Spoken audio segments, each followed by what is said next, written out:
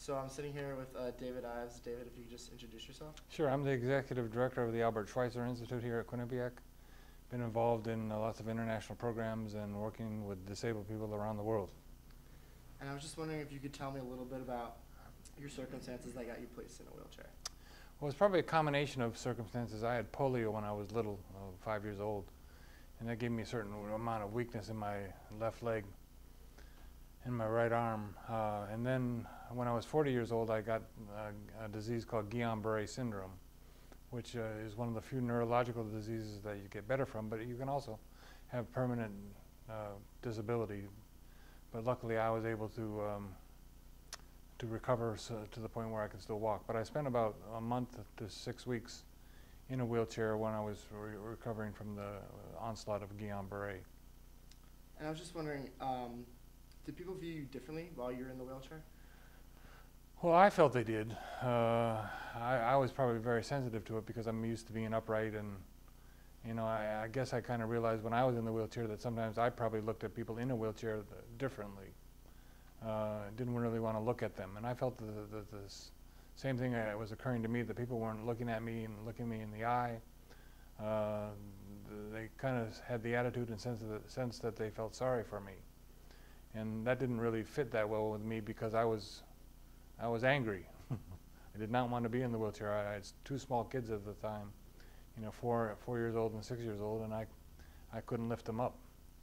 And the wheelchair seemed to get in the way of me being able to play with my son. I couldn't lift my daughter into my lap. And the wheelchair seemed to constantly remind me that I wasn't going to be able to have a normal relationship with my children. So my next question would be, how did that kind of affect your social life, your family life, interactions with strangers or people that you knew even? Well, at the time, the biggest problem was getting around because most of the places that I worked were not handicapped accessible. So running into curbs and having to be able to depend on the kindness of others to get the wheelchair up on a curb was something that I found frustrating.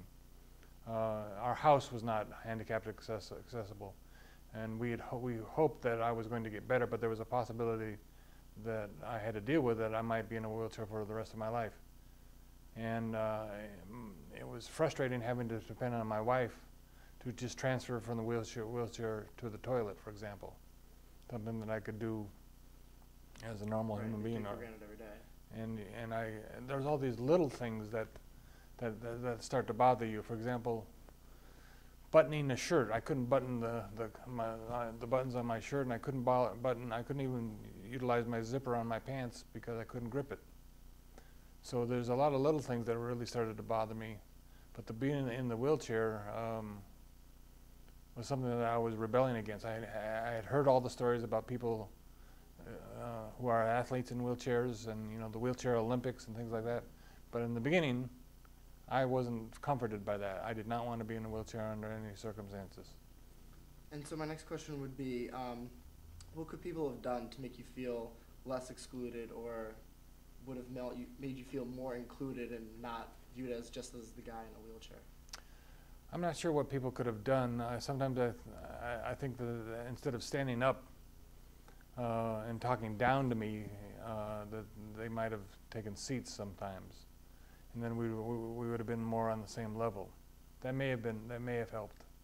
The other thing that could have helped was talking to me directly about it. Being in a wheelchair is a subject that is avoided. The fact that your life has totally changed from what it used to be. And people would dance around it. And I think sometimes for me it would have been better if people would have just talked normally about how you're feeling. Because I think I needed to express my emotions rather than pretend that everything was okay when everything really wasn't okay. So I'm not sure everybody could have done that, but I think my family, who was closest to me, should have done a little bit more. But they were trying to do their best too. They didn't want to remind me that I was in circumstances that were less than desirable. But I think that understanding that their intentions were good, I still think that we could have talked about more about how I was feeling among my family and friends. Thank you. That was really eye-opening, and I thank you for your time. You're welcome.